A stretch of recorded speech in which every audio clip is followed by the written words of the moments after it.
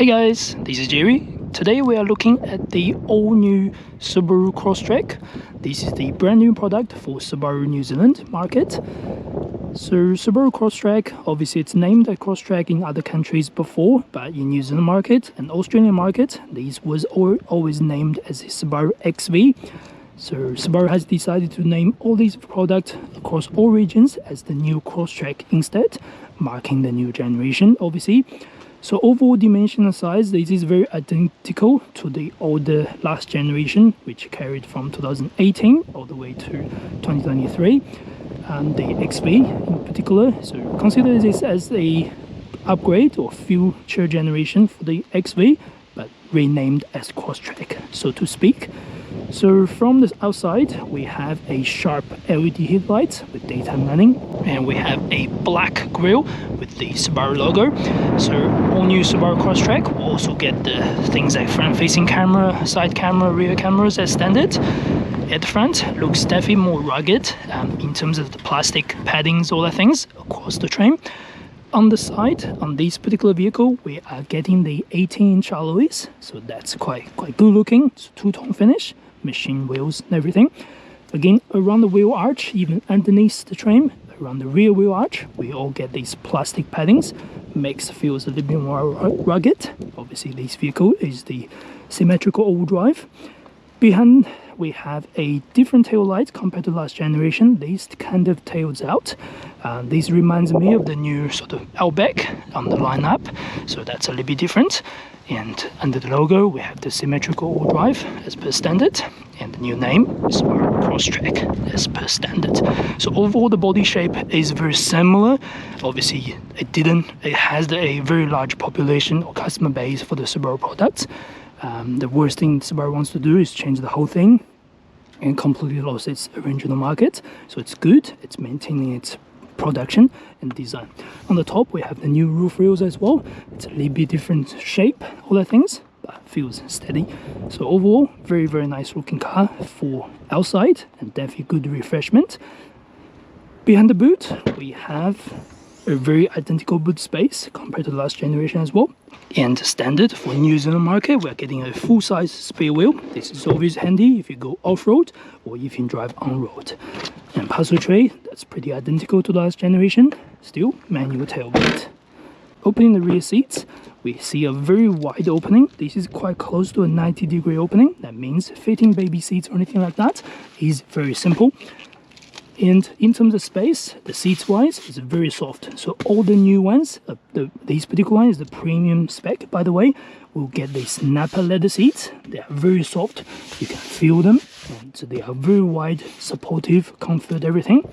Taking a seat inside, front is my sitting position.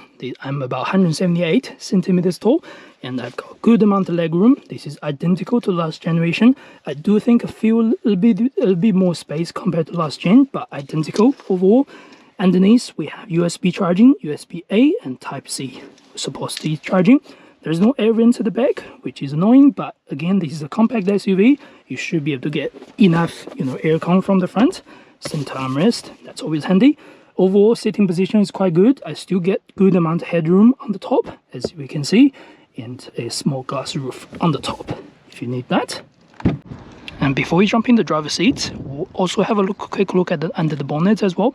The performance of the engine spec is actually identical to the last generation. They come with a 4-cylinder, obviously box engine on this particular vehicle. There are also hybrid available if you wish to get the e-box engine. And all new Subaru cars get keyless entry and keyless start as standard. Starting the car, just like that.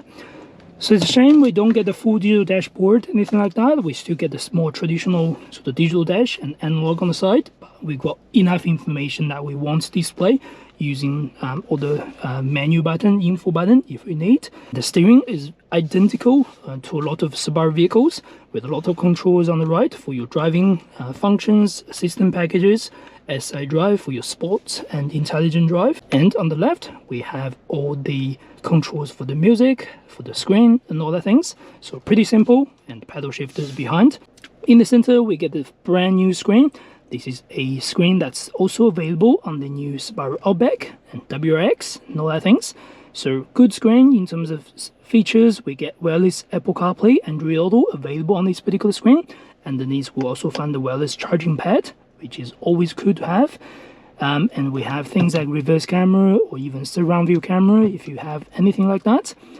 We do also have things like radio control, navigation for New Zealand market. This is pretty standard. Overall, it's easy to control, easy to manipulate, easy to change anything if you wish. And we get physical buttons on the side for quick volume adjustment. Yeah, this is definitely a big step up from the last generation, which has a small digital screen in the center and a small display on the top. This is much nicer to use, much easier graphic and all that things. So yeah, overall a big step up.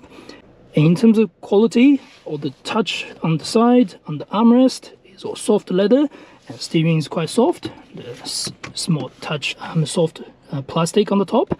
And we also get the carbon fiber inspired look, which is available on the last generation XV or Impreza as well. The seats itself is very premium feeling, and on the driver's seat we get electric adjustment, high and low for the seat adjustment. Only thing that's not super good on quality is just the cup holder. These are very plasticky. I wish they could change the color a little bit, makes it a little bit more premium look at least. But this is what it is. And in terms of other safety technologies, the vehicle comes with a full package of things like blind spot detection, which actually have the brand new indicator inside on the left of this mirror, adaptive cruise control, all those pre-collision warning, all those things, speed sign recognition, and even driving alert detection. So yeah, overall a huge package of what things are inside everything. But first thing, we want to go for a drive and see how it goes.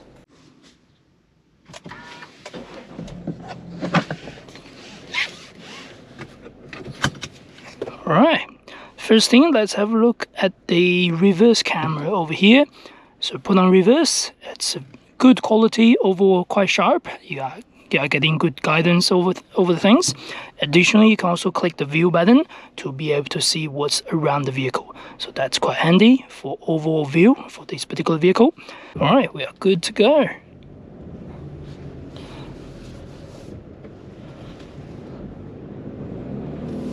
So first acceleration, as we can see or we can feel, the vehicle does still have that engine noise or CVT noise when you accelerate, as the Subaru CVT transmission, all that things.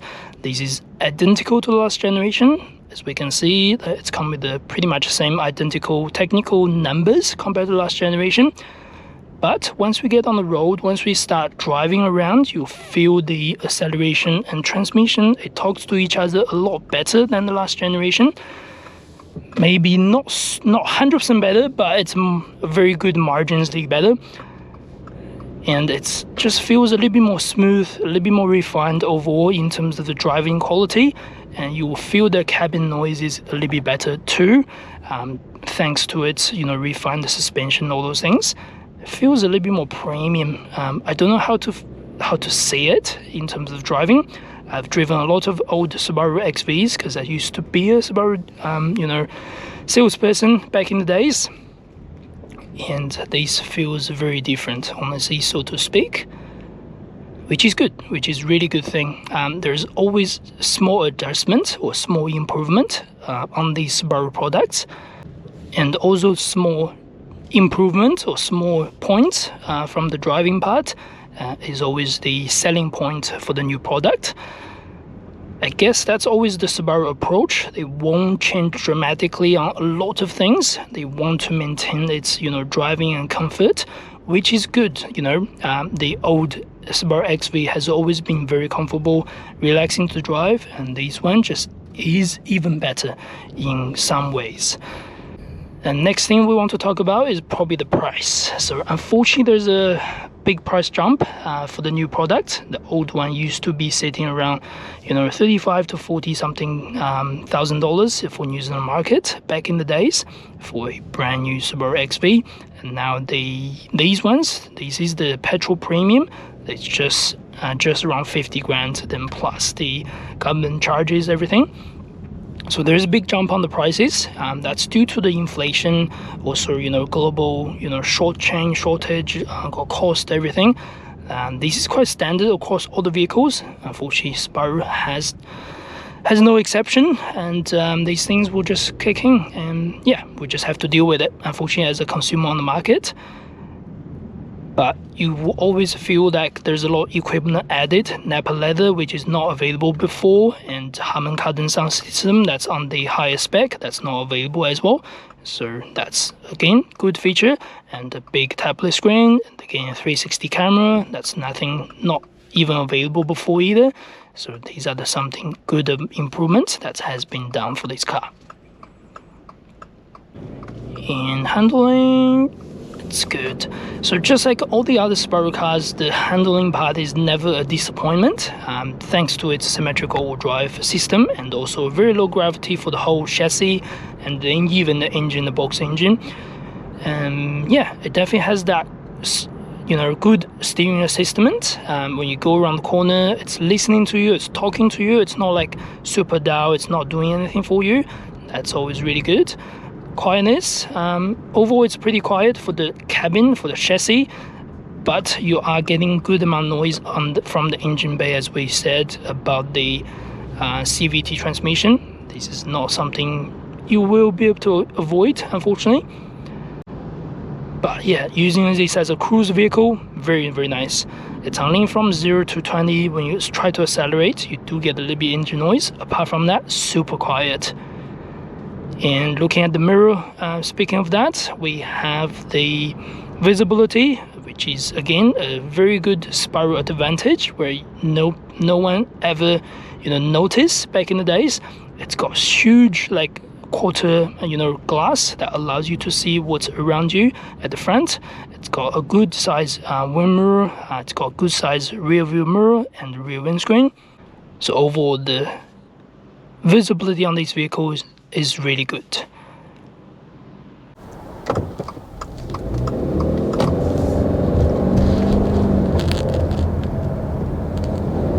So sadly, we are not going to be able to drive this vehicle on motorway today, as the traffic has been really bad around Auckland.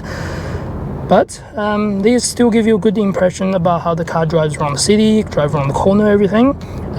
Yeah, overall I think this is very roomy, very comfortable. A good amount of improvement compared to the last generation, or the Subaru XV, if you want to see that.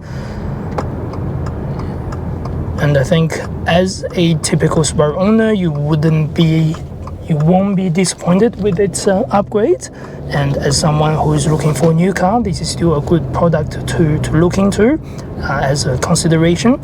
There are also hybrid available if you wish to get hybrid, and that will save you a little bit money on terms of emission cost, everything, and a little bit better on fuel consumption. This is something you can consider. But personally, the petrol one is good enough for me. And generally speaking, I've been getting around 7-point-something liters per 100 k's, even on last generation. I think the new one will be very similar as well in terms of daily drive. There will be no problem to have that. And just another acceleration. Uphill, so yeah. You can feel there's no big, rev jumps up and down on this generation compared to last one, as the transmission somehow talks to the engine or talk to the performance a lot better, just a little bit more refined overall.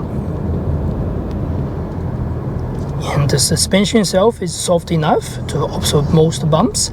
You'll get small, shakes here and there, but overall, I don't think there's nothing wrong with it.